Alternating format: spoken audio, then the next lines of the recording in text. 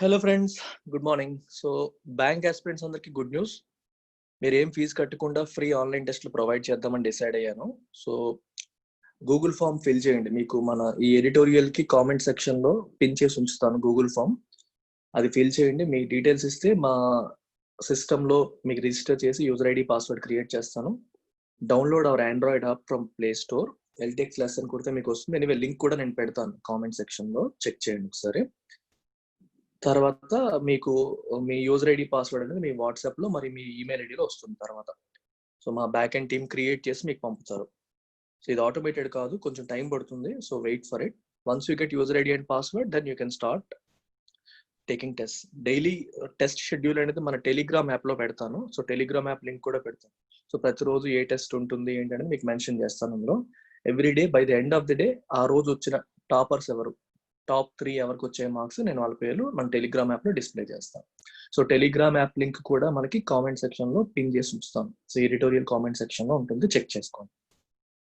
So there is no need to make any payment for this. It is free for all my YouTube subscribers.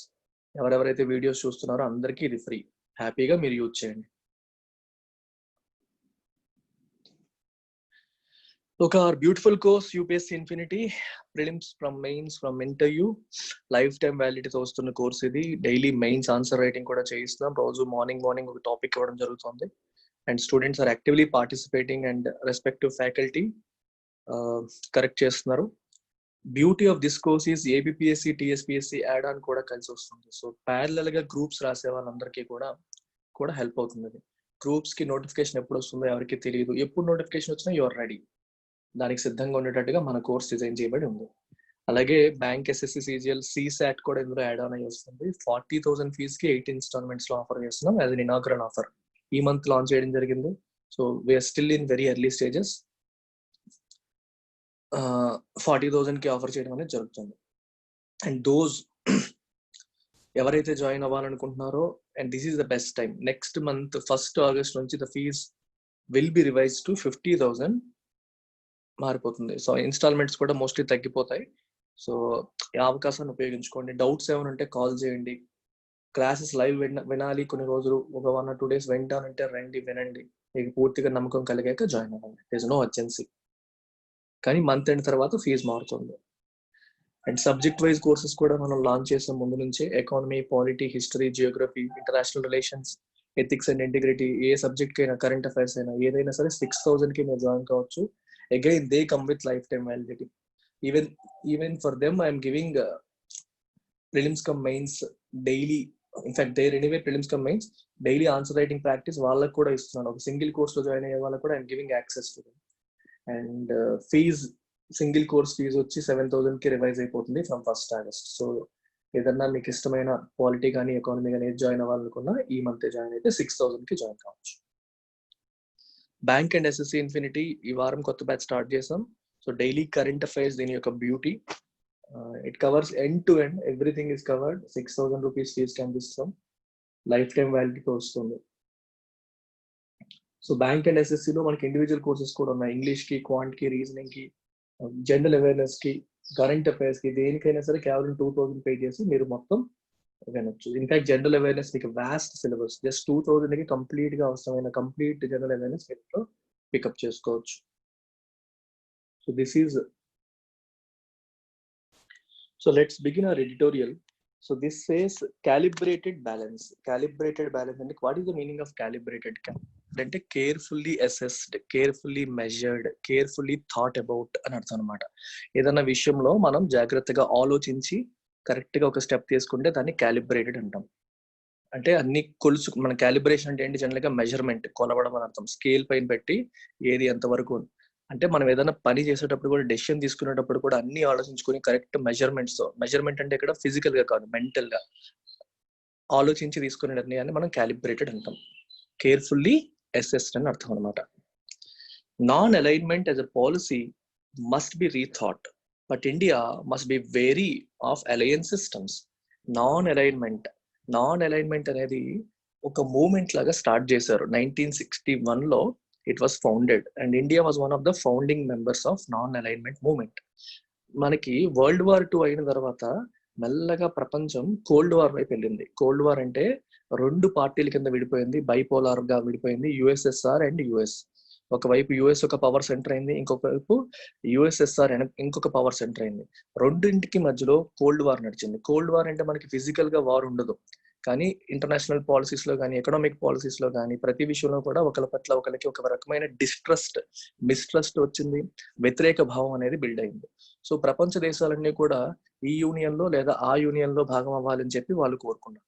So US కి favourable గా ఉన్న వాళ్ళు ఇటువైపు రావడం, USSR కి favourable గా ఉన్న వాళ్ళు ఇటువైపు వెళ్ళడం అనేది జరిగింది. ఆ టైంలో న్యూట్రల్ గా ఉండాలి, ఏ ఒక్క అలయన్స్ తో కూడా మనం అలైన్ అవ్వకూడదు అనుకున్న కొన్ని developing nations, around 120 developing nations non alignment movement ని స్టార్ట్ చేయడం అండ్ అందులో మెంబర్స్ అయ్యాయి. అందులో India was one of the founding members. Jawaharlal Nehru was one of the founders of non alignment movement. 1961 లో యుగోస్లావియాలో మొట్టమొదటి మీటింగ్ అనేది జరిగింది. అయితే అప్పటి నుంచి కూడా ఇండియా ఇదే పాలసీని మెయింటైన్ చేస్తూ వస్తుంది. So India is neither part of US group nor it's a part of USSR group. USSR ఇప్పుడు లేదు, డిసింటిగ్రేట్ అయిపోయింది. రష్యా వచ్చింది 1990s లో. తర్వాత the world has kind of become unipolar world. మీకు ఇంటర్నేషనల్ రిలేషన్స్ లో ఈ పదాలు వాడతారు, unipolar, bipolar and multipolar. Unipolar అంటే ఒకే ఒక్క పవర్ సెంటర్ ఉంటుంది ప్రపంచంలో. ఇప్పుడు ఒక రకంగా అలాగే ఉండింది 1990s అంతా కూడా. అండ్ యుఎస్ఎస్ఆర్ విచ్ఛిన్నం అయిపోయాక రష్యా తన శక్తిని కోల్పోయింది, ప్రపంచంలో అమెరికా తిరుగులేని శక్తిగా అవతరించింది. So it was a unipolar world. అంతకుముందు బైపోలార్ గా ఉండింది, 2 పవర్ సెంటర్స్ ఉండేవి. తర్వాత ఇప్పుడు మళ్ళీ చైనా అమెరికాకి ఆల్టర్నేటివ్ పవర్ సెంటర్ గా ఎదగాలని ప్రయత్నం చేస్తుంది. But India is talking about multipolar world. ఈ ఇద్దరు కాదు, ప్రపంచంలో మల్టిపుల్ పవర్ సెంటర్స్. అంటే ఒకళ్ళ దగ్గర మాత్రమే కాన్సన్ట్రేట్ అవ్వకుండా ఎంతో మంది ఉన్నారు, ఎంతో మంది ఇప్పుడు ఆర్థికంగా ఎన్నో దేశాలు అభివృద్ధి చెందాయి, ఎన్నో దేశాలు ముందుకెళ్తున్నాయి. ఇట్స్ ఏ మల్టీపోలార్ వరల్డ్ అనేది ఇండియా యొక్క వ్యూ. సో ఈ బ్యాక్గ్రౌండ్ లో ఒకసారి చూడండి. Non-alignment as a policy must be rethought, but India must be wary of alliance systems. So ఇప్పటి వరకు ఇండియా నాన్ అలైన్మెంట్ ఇందులోనూ ఉండడం అంటూ ఉండేది. ఆ పాలసీని కొంచెం మళ్ళీ ఆలోచించుకోవాల్సిన అవసరం వచ్చింది. But India must be very అంటే బీ కాషియస్ అబౌట్, అంటే జాగ్రత్తగా ఆలోచించాలి. బీ వెరీ అబౌట్ డేంజర్స్, అంటే భవిష్యత్తులో ఉండబోయే డేంజర్స్ కానీ, రిస్కులు కానీ, వాటిని ఆలోచించి జాగ్రత్తగా ఉండడాన్ని మనం వెరీ అంటాం. Must be cautious about alliance systems. Alliance అంటే భాగం, ఇందులో అంటే ఒకరితో భాగస్వామ్యంలోకి వెళ్ళడం వల్ల ఉన్న రిస్కులు కూడా చూసుకోవాలి అని చెప్పి అంటున్నాను. For example, if you're part of US coterie, US alliance లో భాగం అయ్యామనుకో, దానికి ఆపోజిట్ ఉండే వాళ్ళందరూ మనకి వెలన్స్ అయిపోతారు, శత్రువులు అయిపోతారు. సో దానివల్ల కొన్ని నష్టాలు కూడా ఉంటాయి, వాటిని గురించి ఆలోచించుకోవాలి అని చెప్పి అంటున్నాం. In separate statements this week, external affairs minister S Jaishankar laid out India's world view in the face of global challenges. ఓకే, 2 సెపరేట్ స్టేట్మెంట్స్ లో external affairs minister Jaishankar India యొక్క వ్యూ ఏంటి, ప్రజెంట్ వరల్డ్, ప్రపంచాన్ని ఇండియా ఏ దృష్టితో చూస్తుంది, వరల్డ్ వ్యూ ఏంటి అనేది in the face of global challenges చెప్పారనమాట. లెయిడ్ అవుట్ అంటే పరిచారు అని అర్థం, ఒక రకంగా చెప్పారు, వ్యక్తపరిచారు అని అర్థం. Many of which pull it in different directions. ఒక్కొక్క ఛాలెంజ్ ఒక్కొక్క డైరెక్షన్ లో ఇండియాని లాగుతుంది. సో ఇలాంటి టైంలో ఆయన ఇండియా యొక్క వ్యూ ఏంటనేది బయటికి చెప్పడం జరిగింది. Mr Jaishankar's contention was that non-alignment as a concept belonged to a bygone era, and that multipolarity in the world necessitated that India would have to take a definite stand and even take risks on issues such as connectivity, maritime security, terrorism and climate change. So Jaishankar గారి contention అంటే ఇక్కడ argument అని అర్థం.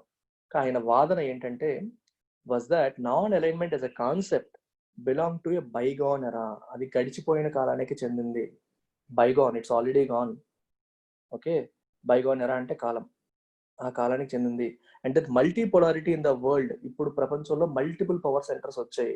ఈ టైంలో నెసెసిటేటెడ్, ఏది అవసరం అవుతుంది, that India would have to take a definite stand.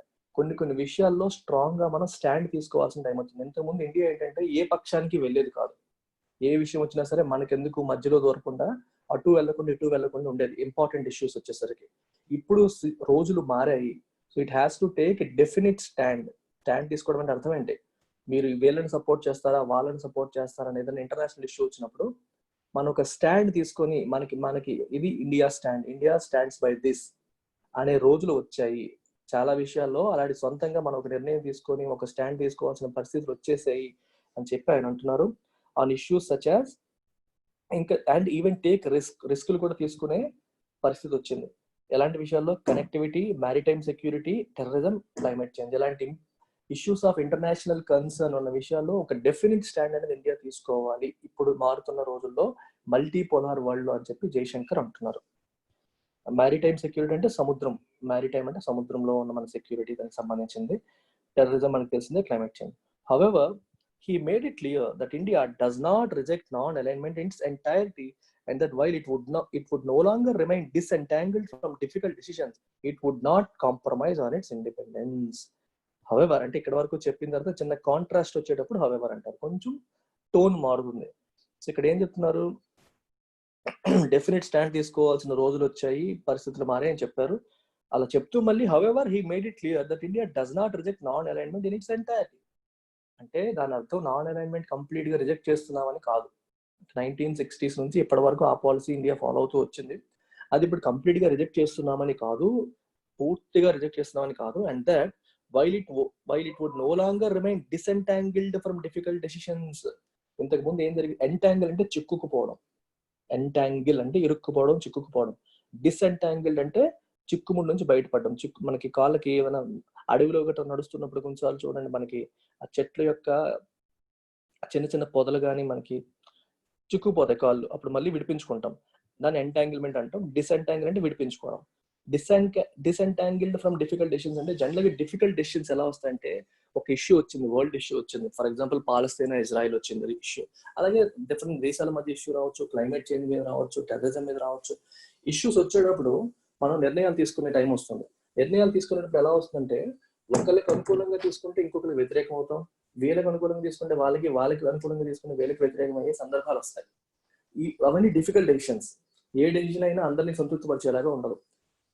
General గా ఇండియా ఇంతకు ముందు నాన్ అలైన్మెంట్ పాలసీలో అలా డిఫికల్ట్ డెసిషన్స్ నుంచి దూరంగా ఉండేది, న్యూట్రల్ గా ఉండడం అనేది అలవాటుగా ఉండేది. అది ఒక ఫారిన్ పాలసీలో భాగంగా.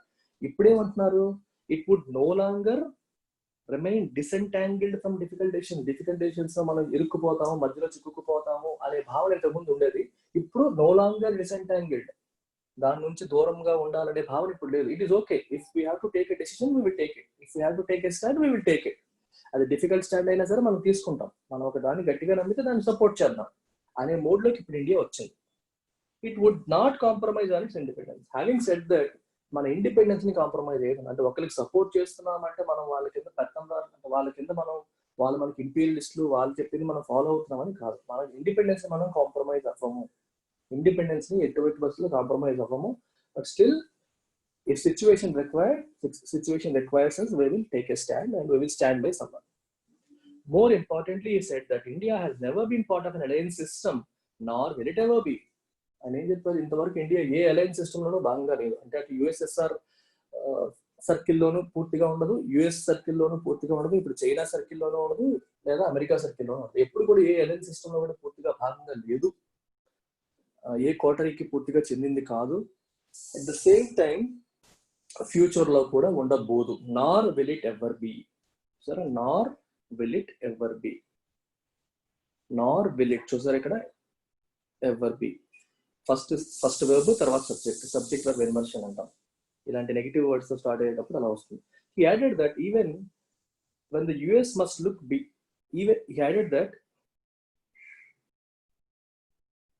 even the US must look beyond its present alliances and engage with more multilateral arrangements. America కూడా ఇప్పుడు ప్రెసెంట్ వాళ్ళకి ఏవైతే ఏ కంట్రీస్ తో ఫ్రెండ్షిప్స్, అలయన్సెస్, భాగస్వామ్యాలు ఉన్నాయో వాటికి మించి చూడాలి, ఇంకా మల్టీపోలార్ అరేంజ్మెంట్స్, ఇంకా చాలా దేశాలు పవర్ఫుల్ అయ్యాయి, సో వాటితో కూడా అలయన్స్ పెట్టుకునే ఆలోచన చెయ్యాలి యుఎస్ అని కూడా ఆయన అంటున్నారు.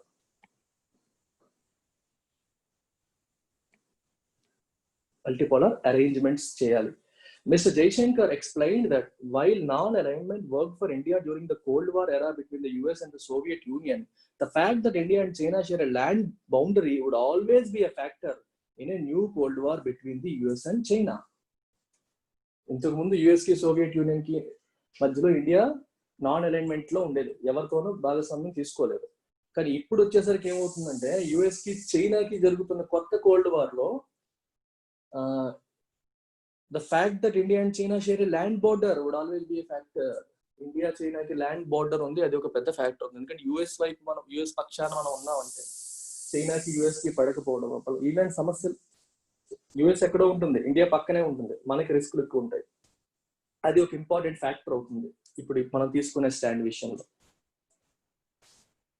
He spoke of Indo-US cooperation in many fields and the growing maritime collaboration in particular, but left unsaid the hard reality that military collaboration on land would prove problematic given India's disputed boundary with China, the venue of nearly 3-month-long standoff between the PLA and the Indian Army.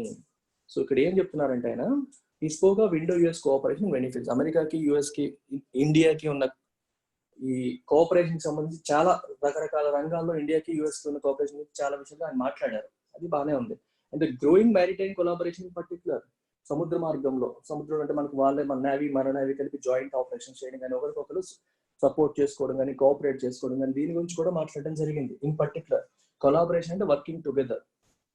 కానీ he left unsaid, అంటే ఒక విషయాన్ని చెప్పలేదు. ఏ విషయాన్ని చెప్పలేదు? the hard reality that military collaboration on land would prove to be difficult. ఎందుకంటే military collaboration చేయడం అనేది కష్టం, ఎందుకంటే ఇండియాకి చైనాకి ఆల్రెడీ బౌండరీ విషయంలో డిస్ప్యూట్స్ ఉన్నాయి. ఇప్పుడు రీసెంట్ గానే మనం చూసాం 3-month-long స్టాండ్ ఆఫ్ అంటే సిచ్యువేషన్ నో సొల్యూషన్, ఒక సొల్యూషన్ కల్పించకుండా ఒక ఇరుక్కుపోయిన సిచ్యువేషన్ మనం చూసాం ఆల్రెడీ 3 నెలల పాటు లదాఖ్ రీజియన్ లో బిట్వీన్ పిఎల్ఏ అంటే people's liberation army and Indian army. ఇది చైనా వాళ్ళ ఆర్మీ, ఇది మన ఆర్మీ, రెండింటికి మధ్యలో ఆల్రెడీ మనం చూడడం అనేది జరిగింది. సో మిలిటరీ కొలాబరేషన్ అనేది కష్టం, ఎందుకంటే మనం డైరెక్ట్ గా వెళ్తుంటే ఇష్యూస్ అవుతున్నాయి, మళ్ళీ యుఎస్ వాళ్ళు వచ్చి మనం జాయింట్ ఎక్సర్సైజెస్ చేస్తే that will lead to more tensions between India and China. Mr Jaishankar's comments are a clear eyed assessment of India's constraints and revenues for its potential growth.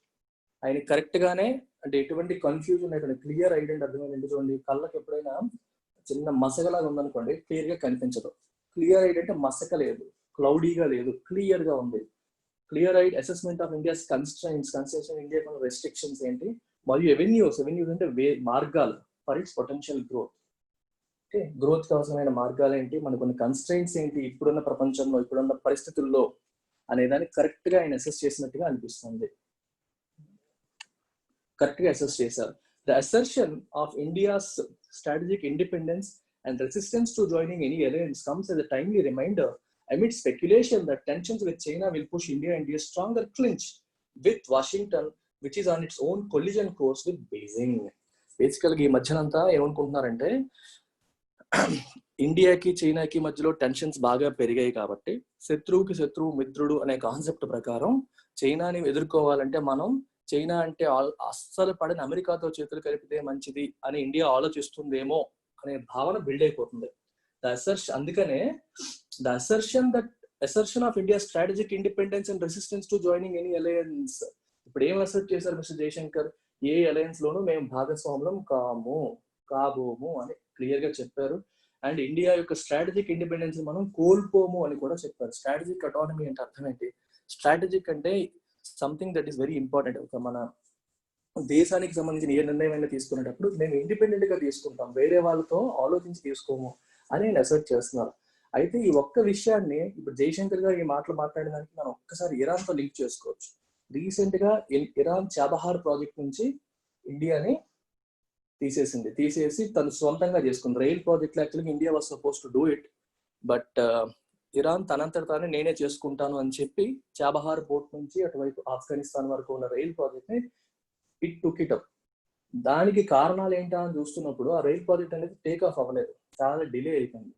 అది Indian railway construction limited చేయాలి కానీ చేయలేదు, చాలా delay అయిపోయింది. Delay అయిపోవడానికి కూడా కారణాలు చెప్పేటప్పుడు ఏమనుకుంటున్నానంటే ఇరాన్ కి యుఎస్ కి పడకపోవడం వల్ల ఇరాన్ పట్ల యుఎస్ శాంక్షన్స్ విధించింది, ఆంక్షలు విధించింది. అంటే ఇరాన్ తో ఎవరు వ్యాపారం చేయకూడదు, ట్రేడ్ చేయకూడదు, ఇరాన్ నుంచి ఆయిల్ ఎవరు కొనుక్కోకూడదు అని రకరకాలుగా ఆంక్షలు విధించడం జరిగింది.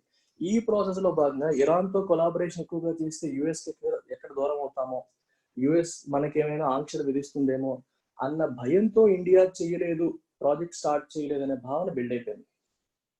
సో అదేం చేస్తుందంటే ఇండియా తన దేశానికి సంబంధించిన నిర్ణయాన్ని తను స్ట్రాటజిక్ గా అటానమస్ గా తీసుకోలేకపోతుందా, ప్రతిదానికి వేరే వాళ్ళ మీద ఆధారపడుతుందా, అంటే ఇండియా నిర్ణయాన్ని అమెరికా ఇన్ఫ్లుయెన్స్ చేస్తుందా, ఇలాంటి భావనలు ఇంటర్నేషనల్ గా వచ్చాయి.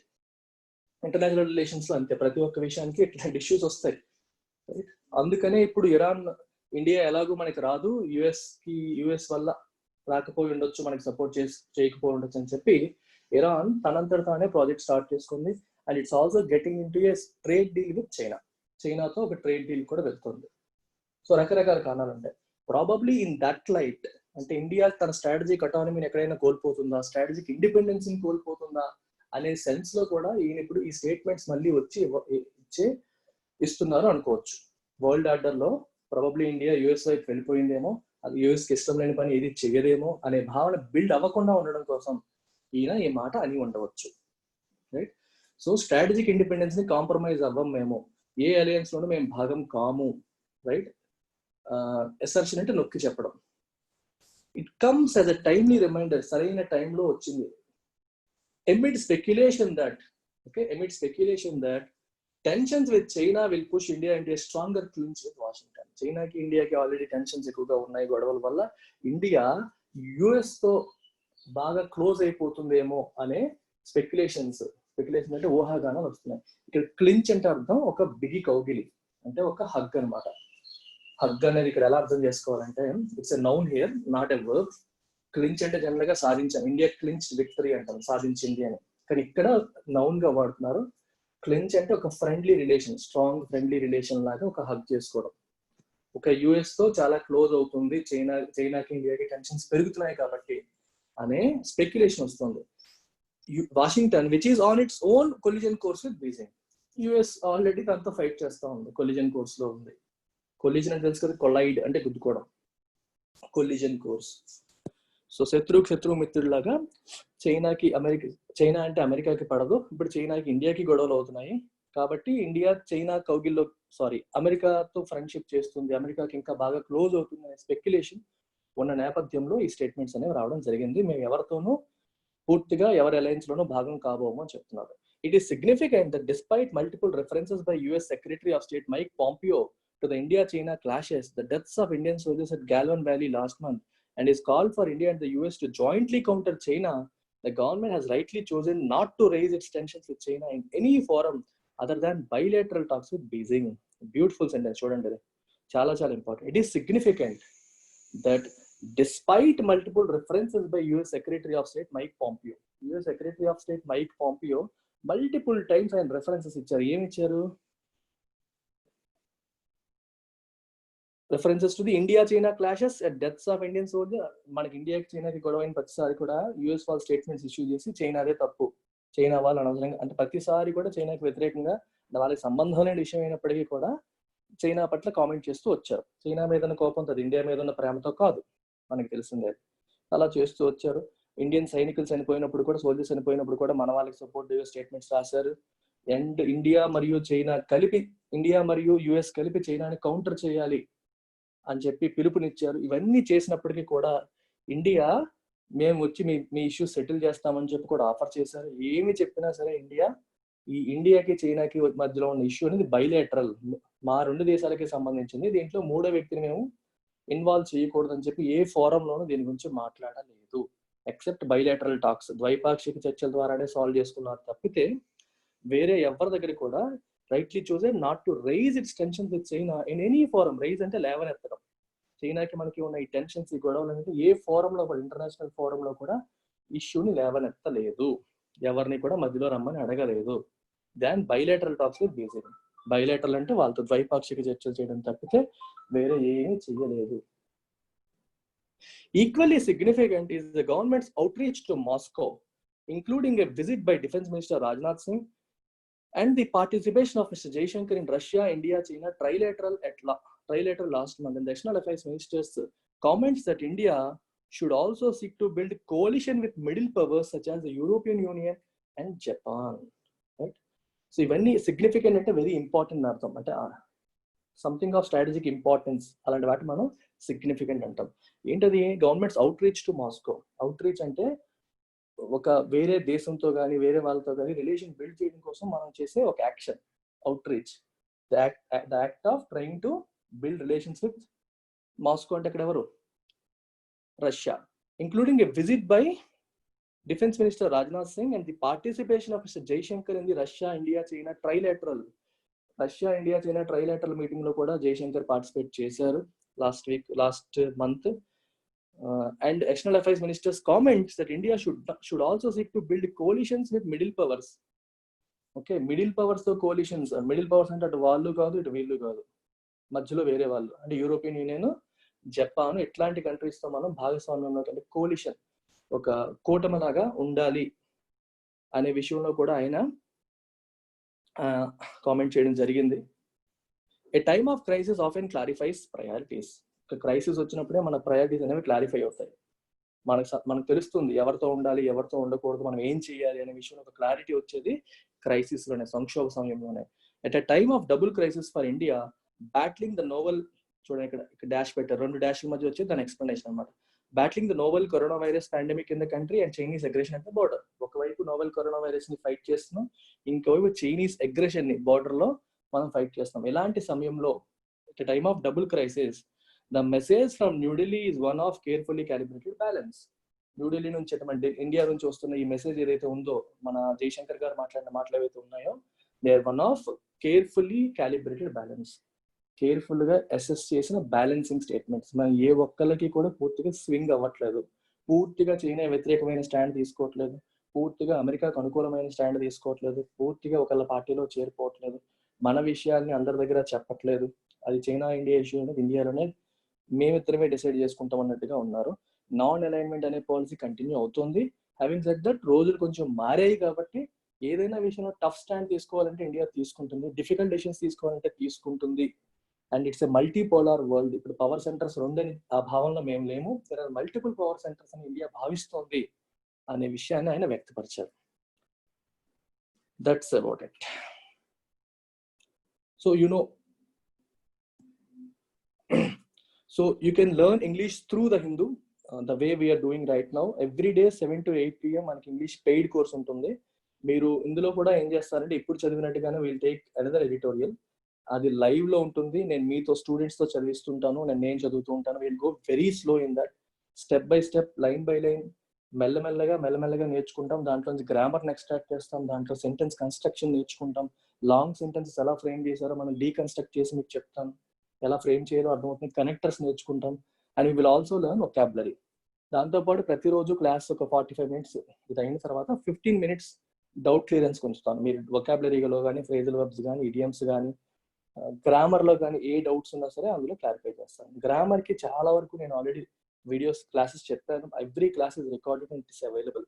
సో అందరికి ఎవరు జాయిన్ అయినా సరే వాళ్ళకి ఇమీడియట్ గా నేను అవి ఇస్తాను. ఎడిటోరియల్ లైవ్ లో రోజు చేస్తాను. సో గ్రామర్ చూసి డౌట్స్ ఏమైనా ఉన్నా ఆ టైంలో అడగచ్చు. So will get grammar, you will also get editorial analysis on a daily basis, except on Monday. Monday ఒక్కరోజు ఏం చేస్తామంటే మాక్ టెస్ట్ అనాలిసిస్ చేస్తాం. ప్రతి సండే మాక్ టెస్ట్ ఉంటుంది. సండే కాదు, చాలా రోజులు, వారానికి 3-4 రోజులు ఇంగ్లీష్ మాక్ టెస్ట్లు జరుగుతాయి. అందులో సండే మాక్ టెస్ట్ నేను మండే రోజు అనలైజ్ చేస్తాను. మిగిలిన రోజులు మీరు మాక్ టెస్ట్ రాయడం ఉంటుంది, ఎక్స్ప్లెనేషన్స్ వస్తాయి మన టెస్ట్ ప్లాట్ఫామ్ లో, బట్ ఎక్స్ప్లెనేషన్ అనేది ఓన్లీ మండే రోజు మాత్రం చేస్తాం. మిగిలిన రోజు అంతా కూడా మనం ఎడిటోరియల్ అనాలిసిస్ మీద ఫోకస్ చేస్తూ ఉంటాం అన్నమాట.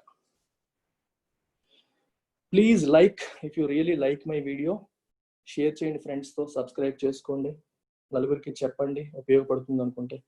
Thank you very much.